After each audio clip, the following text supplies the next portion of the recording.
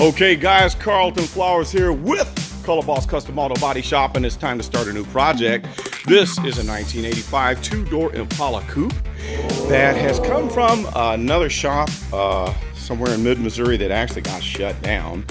And so the gentleman that did work on this car, well, things just didn't work out too well. And so we're going to pick it up here and do a custom paint job and try to fix this thing up a little bit. We see we got a little bit of artwork on the trunk here. Half of it I've already taken off. There was some doodads here, and it says Chevy there, Impala here, a little airbrush action.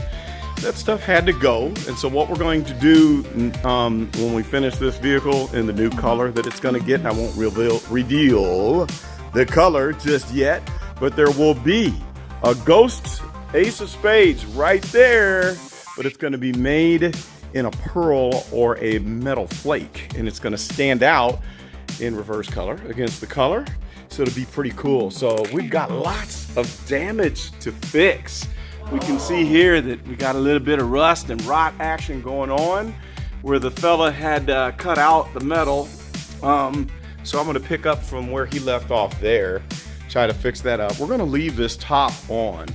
There's a little bit of rust going on underneath the soft top, but I've recommended to Rodney, the owner, to leave that for the next project, and it's in good enough shape right now. I did a little bit of restoration work here, just kind of scrub this up and put the tire dressing on the top, and it's going to look fine for now. It's got a lot of overspray and dirt on it, but after just testing out this little spot here, it will clean up well.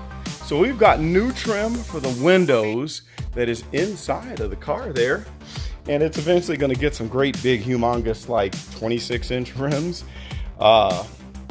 This side of the body actually doesn't look too bad. Sadly, the trunk has been damaged. It's got a little bit of curvature here. That was also something that the fella tried to fix and did not do a successful job of it, sadly. And we got some new trim coming in here. The piece that goes in between the bumper and the grille.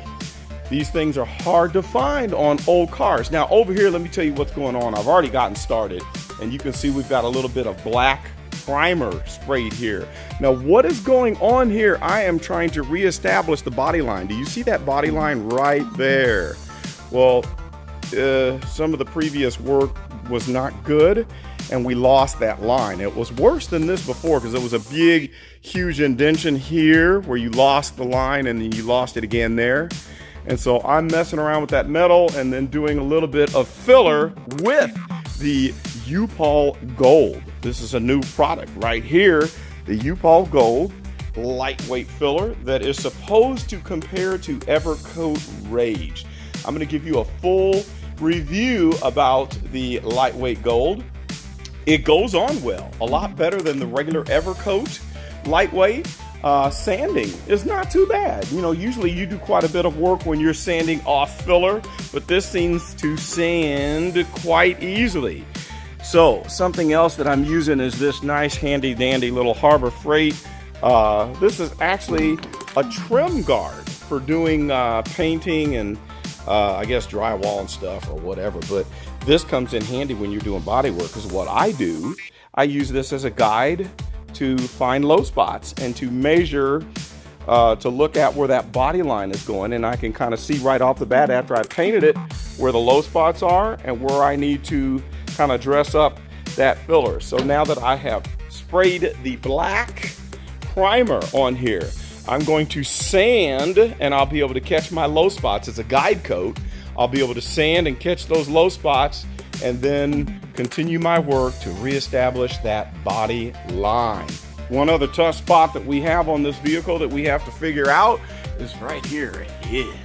So we had a little bit of welding that went on. It's not looking too good. As we can see here, some of these tack weld spots just went through the metal, just burned through everything. Not good. We also see that we missed this body line. See the indentation that goes on there?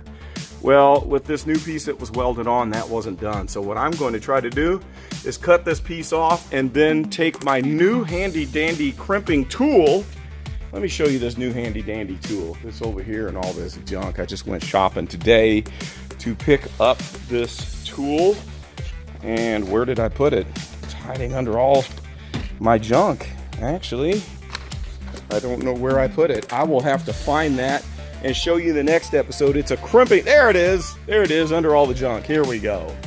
So this is a hand seamer. So we're gonna use this to bend that metal and establish those, establish that line where it will match the door, because we need it to take the jog down, in, and down again. So we're going to match that up and make it look right before it gets the finished body work on it. So that's all we have in this preliminary episode.